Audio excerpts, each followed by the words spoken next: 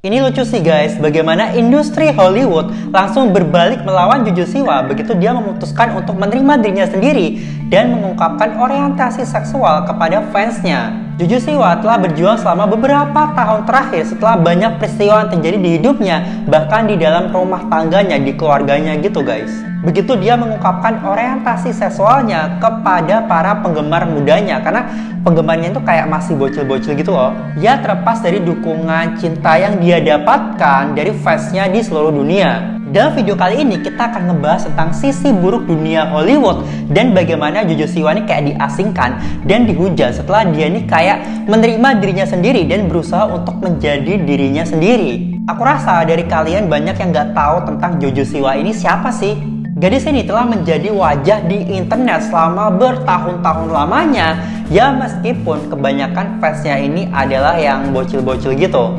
Tetapi entah bagaimana Jojo ini berhasil masuk dunia industri Hollywood dengan sangat cepat. Karena dia ini menjadi salah satu orang paling berpengaruh di Hollywood dengan semua penghargaan dan worldwide show. Dan dia ini bahkan menjadi influencer juga bagi banyak orang-orang dewasa. Dan banyak juga loh guys, selebriti, influencer, public figure yang berkolaborasi dengan Jojo Siwa ini. Selain dari kesuksesan yang ia terima selama beberapa tahun terakhir ini, Jojo Siwa juga mendapatkan banyak masalah di hidupnya. Salah satunya ada banyak rapper di luar sana yang kayak menyindir Jojo Siwa di setiap lagu-lagunya gitu.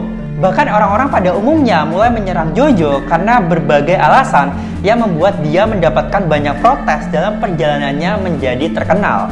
Tetapi guys, bagian yang lebih buruknya ini adalah ketika banyak orang yang pada akhirnya pergi ke Twitter untuk kayak menyerang Jojo karena Jojo ini diduga sebagai seorang lesbiola atau kayak jeruk makan jeruk gitu. Setelah banyak orang yang mulai mendiskusikan hubungannya di masa lalu dan bagaimana dia ini kayak belum menjalin hubungan setelah putus sama kekasihnya yang lama gitu guys. Situasi ini membuat orang-orang kayak bener-bener menyelami kehidupan Jojo hanya untuk mengetahui bahwa dia ini memang berkencan pada seorang pria yang dulu ya udah lama banget yang bernama Mark Bontempo sekitar 2 tahun yang lalu guys. Tapi semenjak itu gak ada kabar dia sama cowok gitu. Meskipun dia awalnya menjaga hubungannya dengan Mark ini ke publik, tapi sayangnya berakhir dengan menyedihkan dan menyebabkan perpisahan di antara keduanya. Sekarang disinilah situasinya menjadi mulai tidak terkendali ketika banyak orang yang menyadari kalau Jojo ini mengalami kesulitan berkencan dengan seorang pria. Dan tentu ini internet menjadi kayak sangat liar dan bertanya-tanya apa jangan-jangan Jojo udah trauma nih sama cowok. Keesokan harinya Jojo ini membuat video TikTok gitu kayak semacam challenge dimana Jojo ini kayak memperlihatkan dirinya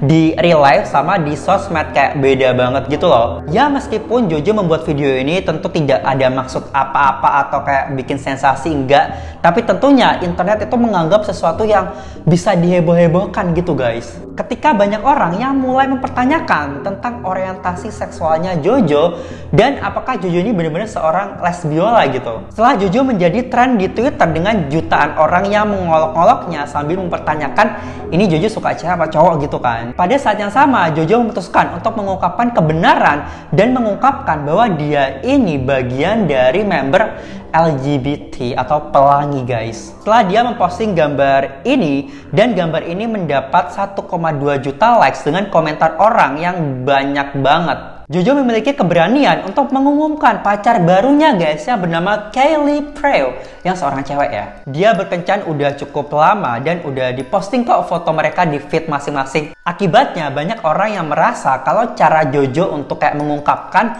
kalau dia ini merupakan bagian dari LGBT ini kayak tidak pantas saja guys. Karena orang-orang ini beranggapan kalau Jojo ini adalah influencer bagi anak-anak kecil.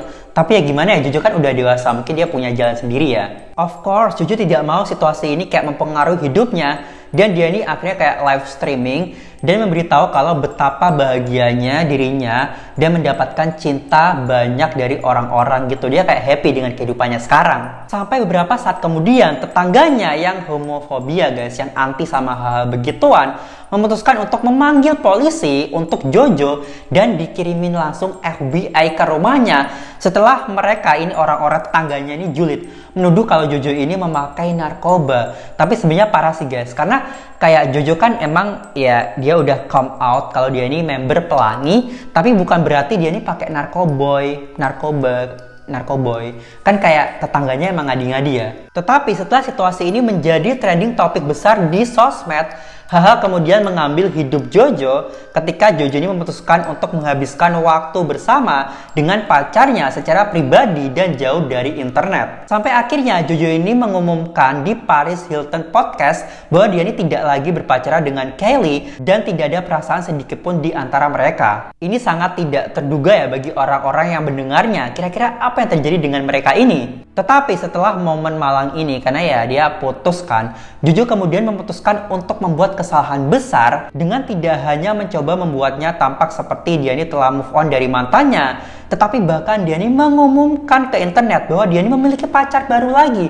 Wadaw. Dalam video TikTok yang dia bagikan, Jojo tampaknya mengisyaratkan hubungan barunya dengan seorang gadis misterius. Dan setelah videonya itu up di TikTok, videonya tuh mendapatkan perhatian dari banyak orang. Kayak dalam kurun waktu beberapa jam aja udah rame nih. Situasi ini nambah menjadi lebih buruk ketika Jojo ini memutuskan untuk membuat transformasi besar-besaran terhadap rambutnya guys. Dan Jojo ini debut dengan potongan rambut barunya. Tapi banyak orang yang menyayangkan ponytailnya Jojo ini kayak dipotong karena ya itu ikoniknya nggak tuh, itu ikoniknya tuh di situ, brandingannya kan sama rambutnya yang poni dikuncir belakang itu kan, kok dipotong, sayang banget.